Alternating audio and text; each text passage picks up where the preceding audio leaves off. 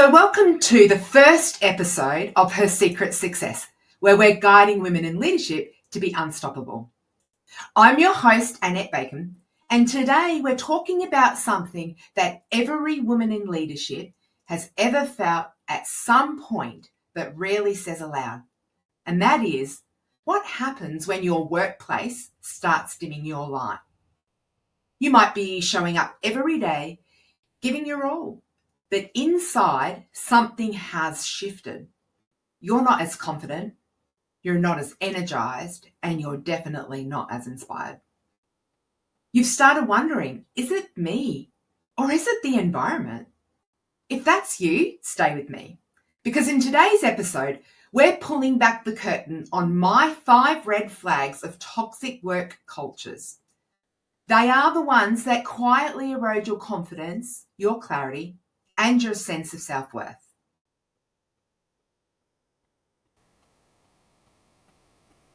Our first episode together is Breaking Free: Why Your Leadership Success is Not a Secret. So let's take a deep dive into what my 5 red flags that you're in a toxic environment looks like. So my first red flag that you are in a toxic environment is that you feel that you are constantly walking on eggshells. You'll know this one. It's when you walk into a meeting and before you speak, you're already editing your thoughts and you're wondering and asking yourself, is this actually safe to say? Well, that's not collaboration. That's emotional survival. So what I want you to do now is grab your notebook and or journal and take a deep breath and ask yourself this question. Have you noticed how much energy you spend managing people's reactions instead of leading with your voice?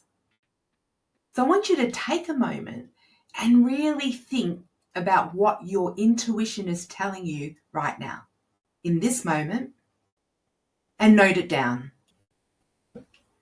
So let's talk about my second red flag that you're in a toxic work environment, and that is recognition is replaced by blame. A toxic workplace flips the script. Instead of celebrating wins, it's hunting for mistakes. You can give your best, but if accountability means blame, then trust starts to die. So I want you to grab your notebook again and ask yourself this question. Where in your work life have you taken responsibility for things that were never fully yours to carry? Again, I encourage you to take a moment and note down what your intuition is telling you right now in this moment.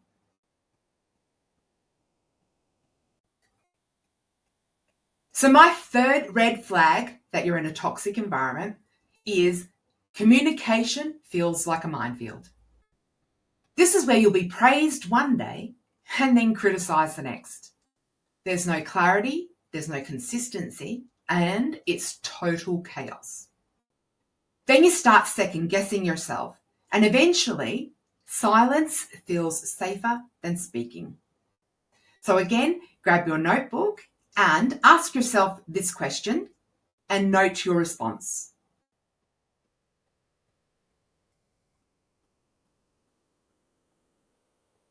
How much of your energy is spent decoding mixed messages instead of focusing on what truly matters?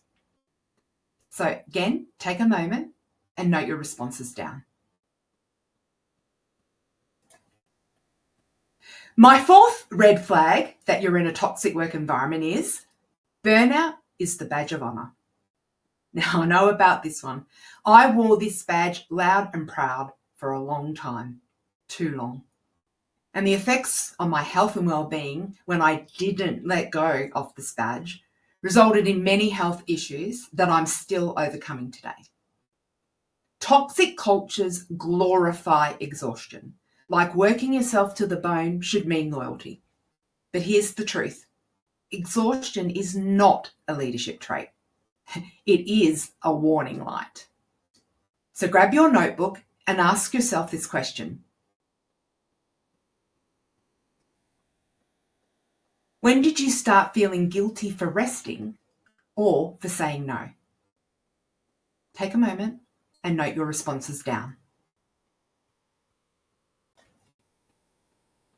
My fifth and final red flag that you're in a toxic environment is this. Your confidence is slipping away. This is the hardest one because it creeps up so quietly. You used to walk into rooms with certainty. Now you doubt your value, your ideas, and your place. But hear this. Your power isn't gone. It's just been buried under survival. So grab your notebook and for our final reflection, ask yourself this question. If you were to reconnect with the version of you before the doubt, what would she say to you right now? So for your final reflection, take a moment and note your responses down.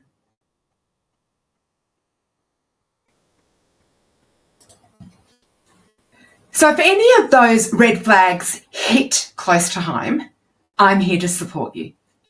So first, let's take a deep breath.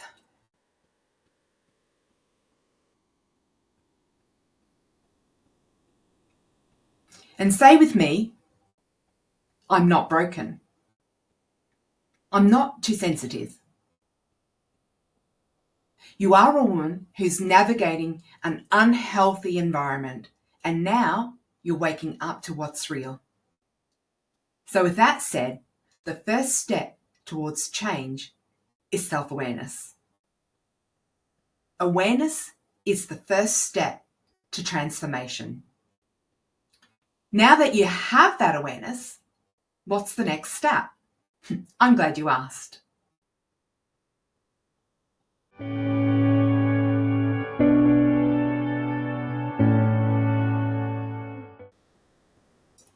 So in this segment, these are my 3 action tips to start breaking free from a toxic work environment.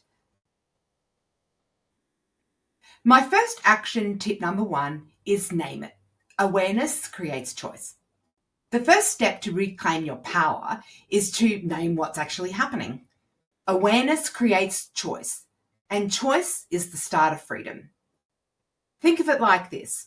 A client I was working with kept telling herself she just needed to toughen up, even though every Monday she felt the familiar anxiety in her chest. It wasn't until she wrote down what was actually happening, what she was experiencing, the tension before the meetings, the fear of speaking up, the exhaustion. That's when she realized it wasn't weakness. It was a toxic pattern. When you name it, you take it out of the shadows and into the light. You can't fix what you can't see.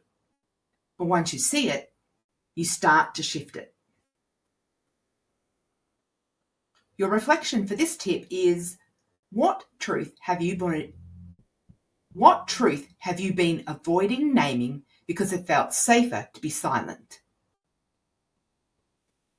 My action tip 2 is observe, don't absorb. Protect your energy. You can't control how others show up, but you can control what you internalize. In toxic environments, emotions are contagious, but your power comes through observation, not absorption. For example, Mel's manager often made cutting remarks in team meetings. Every time she left feeling heavy and questioning her worth. But the moment she learned to mentally step back and observe rather than absorb, things began to shift. She'd think, that tone says more about them than me. It became her quiet boundary, and her peace came back. Observation is leadership in motion. You stay centered, grounded, and unattached to their chaos. You reflect it, not absorb it.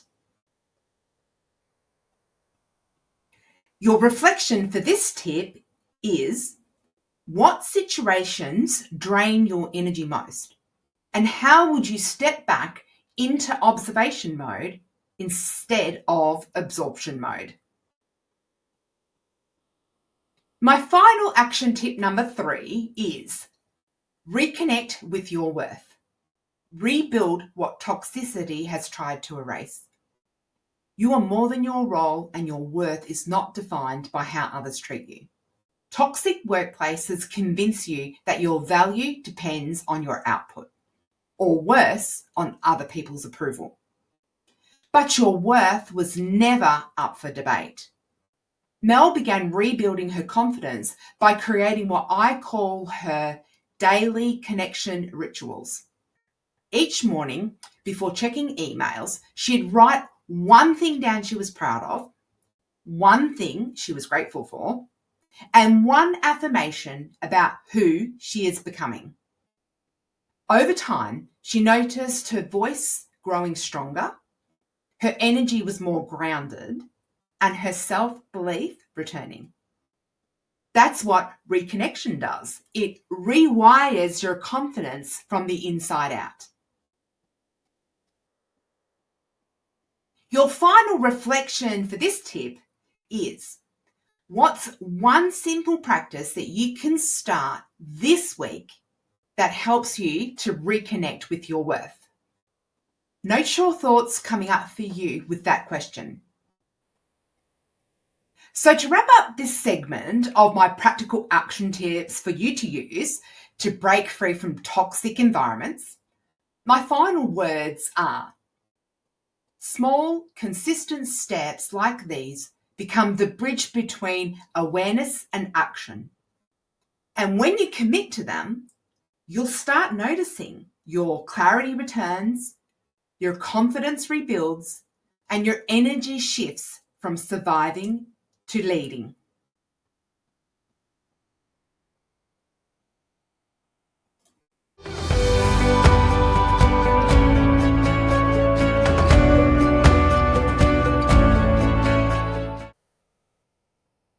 Now, after everything we've talked about today, the red flags, the awareness, and the action steps, I want you to take a deep breath and come back to yourself.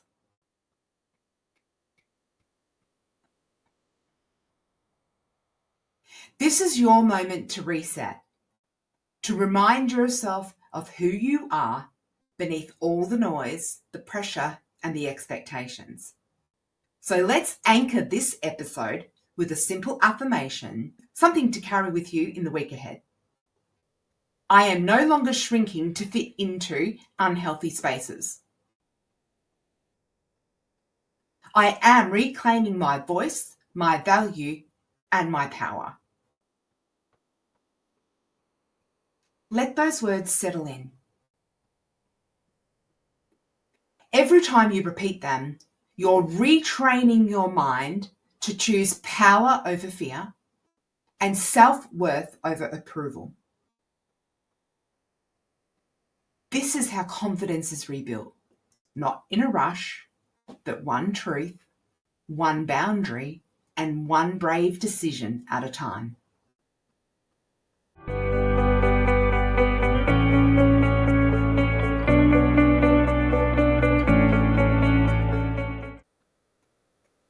And before we close, I want to leave you with an empowerment quote, something to inspire you and remind you that you were never meant to stay small.